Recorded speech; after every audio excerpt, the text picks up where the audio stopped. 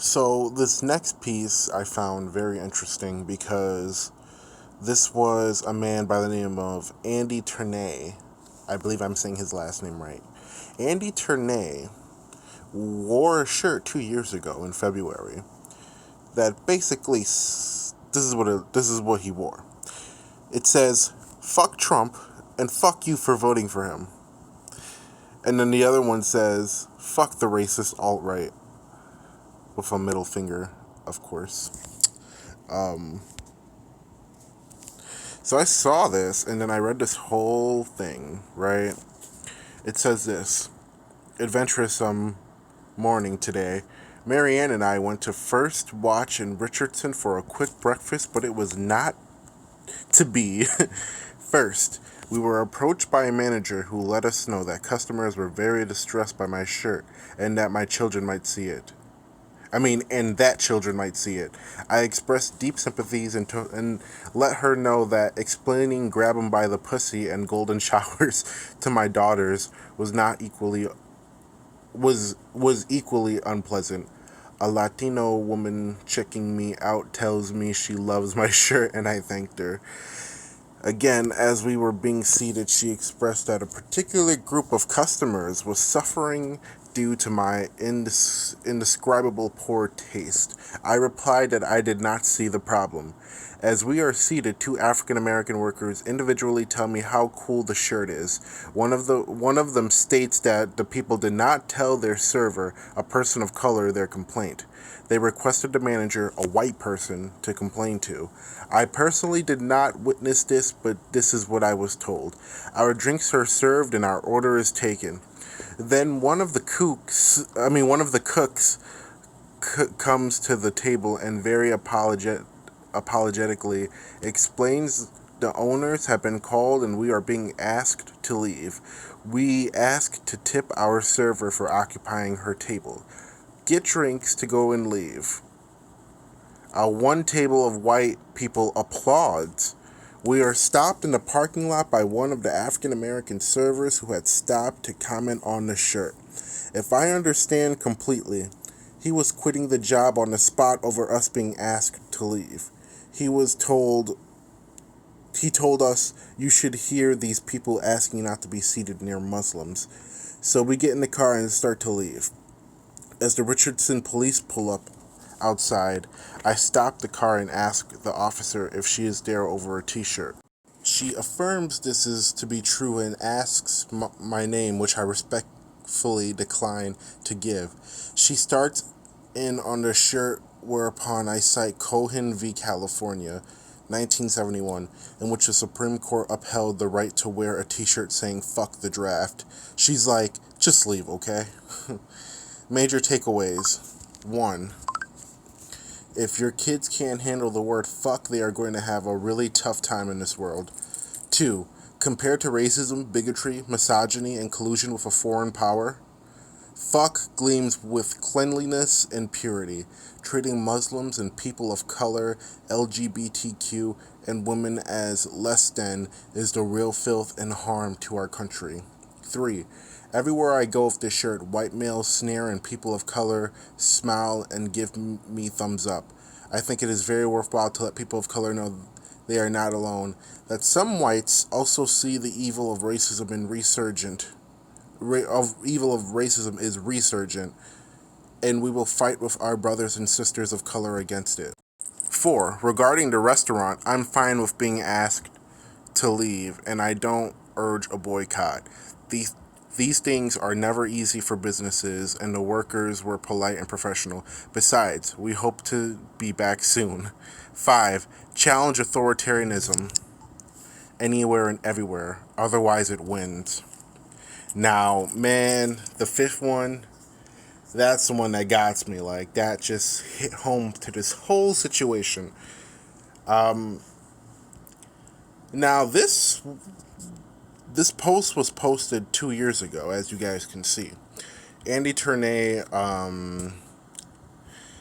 people like this, I find very interesting because these are the type of people that just really don't give a damn. And as they should not give a damn. Why would you want to give a damn about pissing people off? You have to piss people off in this kind of society that we have now because honestly, people don't want to talk about politics anymore. They want to talk about clouds and rainbows and the weather and, all that good stuff that just means so much, right? Uh, he talks about the kids in the t shirt and how parents are offended. Let me explain something to parents out there, okay?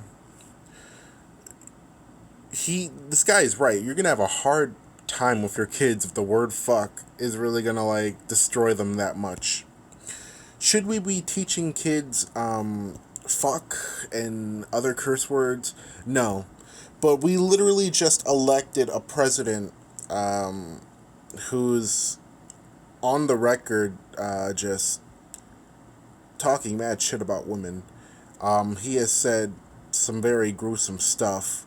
All the things he just doesn't really have a filter, and it's not really a matter of just women. He says horrible things about everybody. I mean, he wanted to ban Muslims from entering this country. I don't think any of I don't think any of us wanted to see our president being xenophobic or racist or misogynistic or whatever. Okay, right now we live in a system and a society where unless you're a little bit controversial at least, you're not going to get your opinion across. Because right now what we have is a very, very, very, very partisan partisan culture within politics in general. You got you got all the regular people who don't really like follow it like that, and they know stuff here and there. But honestly, unless you're like getting controversial, you're not gonna get you're not gonna get anywhere with anybody. And all this George Floyd stuff and all the things that have been going on since June. I mean, just in the past. I mean, just this whole past presidency. Right now, so much has changed politically, and we got to do something about the political community because right now we have too many idiots in here right now talking about shit. They have no idea what they're talking about. There are a lot of people in the community right now that really have no business being in it. Like I say all the time, like this isn't a game, okay? We're talking about policies and we're talking about issues that are literally killing people. So if you're going to support somebody like Donald Trump or Hillary Clinton or Joe Biden, Kamala Harris, people like that, if you want to support neoliberals like that, neoconservatives like that, who, and you're just supporting them just for the sake of supporting them, like, that's not critical thinking. In fact, that's you literally choosing a subject and making it like some sort of a sports event or some type of team. Meanwhile, you're indirectly voting in war crimes and treason and not giving a shit because, hey, you were able to defeat the other war criminal and tyrant. Race.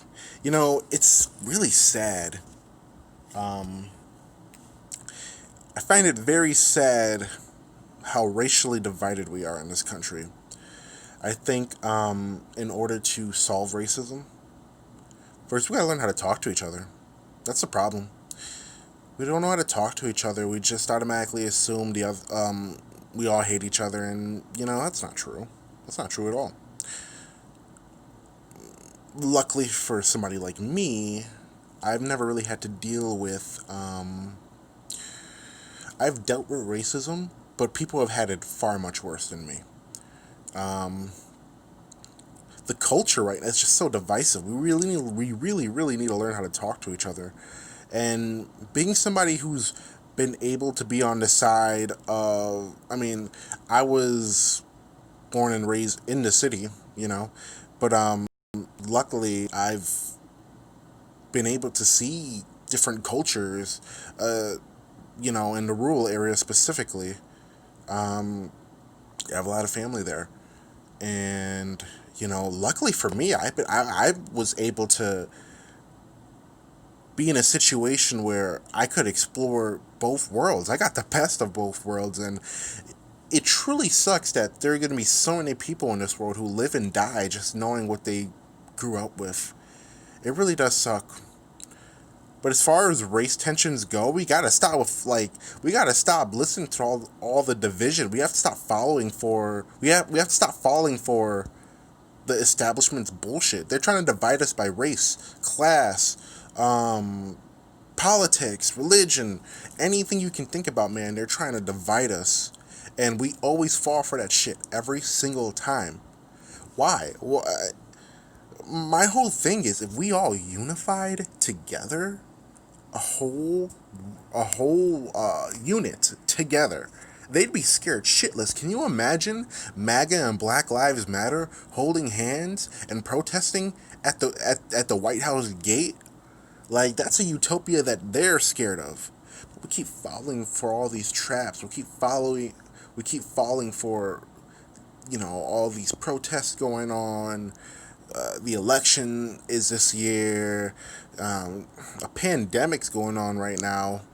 We have a lot going against us right now. And as far as the whole race thing goes, unless we finally start talking to each other, unless we finally start taking the subject serious, and race is a huge issue, but the problem is we have too many people that are using it to be a victim, or you know taking a situation that they claim is racist when in reality it's just them trying to be a victim.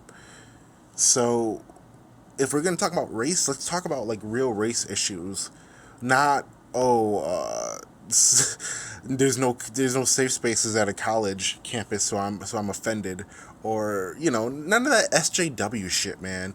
Shit that really matters, like police brutality. Like, let's talk about that.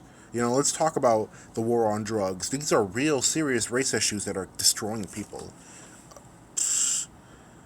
Let's talk about democratic reform, things of that nature, things that'll actually help not just minorities but everybody in general, for the most part. I did agree with him on the whole business thing. They they were in a tough spot. Um,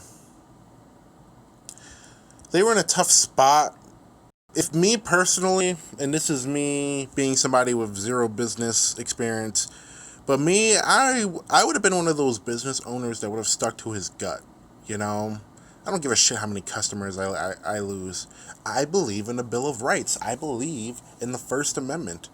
The First Amendment being you have a right to offend people with your speech. They made the case of, what about the kids? Well, what about the kids? The kids are going to be exposed to much more worse things than somebody having a word saying fuck on their shirt. I mean, come on, let's be honest, guys. How many kids are being driven around by their parents, and their parents always have to drive past like some sex shop or something like that every day after school or something like that. A scenario where kids are exposed to real world situations. Like this whole idea that, oh, well, he said he had the word fuck on his shirt, so I could see where they're coming from. No! Like, I mean, with that type of logic, leave your kid at home if you don't want them to be exposed to real world shit. I mean, we shouldn't be exposing our kids to real world shit, but I mean, people are pissed off. People are getting sick and tired of tyrants like Trump. So, and on top of that, it's really not that serious. I have a kid. I'm not about to get offended. Honestly, it wasn't about the word. It was about these people getting offended. Because who were all the people getting offended in his post? White people.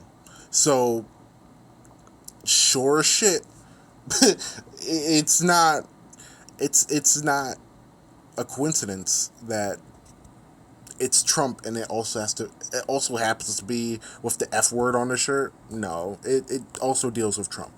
And then he was asked to leave, and apparently a group of white people started clapping.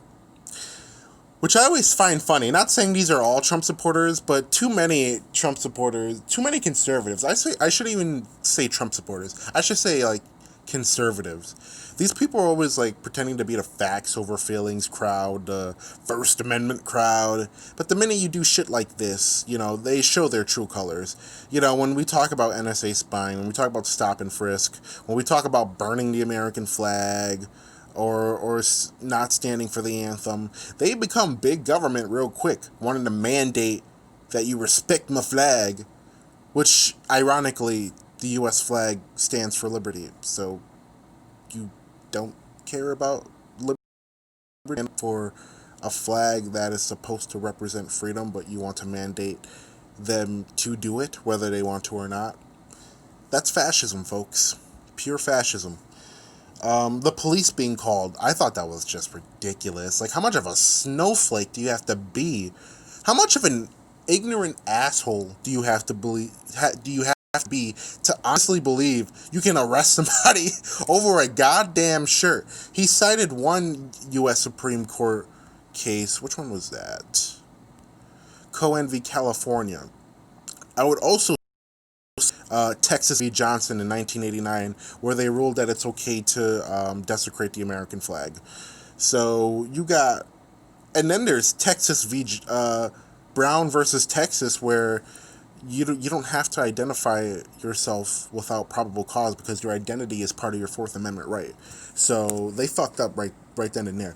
It's just the ignorance in people, especially when it comes to the police. Like, people need to read up on their goddamn law. Get off of keeping up with the Kardashians or whatever the hell you're doing right now. Pick up the Bill of Rights, because clearly that's something that too many adults lack. I thought this post was extremely interesting, and I needed to share it with you guys because I think, even though it was 2 years ago, I think it shows. The division, both racially and politically, that we have in this country right now. And right now, we're going through one of the roughest times that we've been through in a very long time. Like, we're hitting Great Depression numbers right now. And there are too many useful idiots out there, and there are too many people who are not using these issues and using them bipartisanly. These are issues that we all agree with. We all agree nobody should be dying during a pandemic. Nobody disagrees that you should lose your house or deal with all these car notes or these bills because you can't afford it. I mean, don't get me wrong, there are some like very, very fiscal Republicans that really don't give a shit what's going on, what's happening to you right now. You got a lot of neoliberals and corporate Dems right now who don't give a shit about what's going on to you. Because you want to know why? They're safe in their expensive homes with their government health care, and they really don't give a shit about you. They're not going to give a shit about you until you make them uncomfortable. So it's up to all of us at this point, because God only knows how far the government's going to let this go, guys. We're expected to have over 25 million people homeless by next year. And the government isn't going to do jack shit about it. They don't care about you. They don't care about your kids. They don't care about anybody but them damn selves. So we need to get it together. And we need to stop saying Republican, Democrat, left, right, whatever you are. And we got to start seeing a human. Because at the end of the day, all these issues that we talk about, they're issues. And at the end of the day, I feel like all of us, even if we have our own disagreements on how to fix it, want to fix these issues. We want to fix 135 million people struggling with medical debt. We want to fix the $1.3 trillion we have in student loan debt. We want to fix 8 out of 10 Americans living paycheck to paycheck. We want to fix half of Americans making 30 grand or less. But until we get our heads out of our asses and start unifying, and start at least trying to agree and accomplish issues that we can all agree with, nothing's going to happen, folks. And You're just dying to live until you check your government and you check your politicians.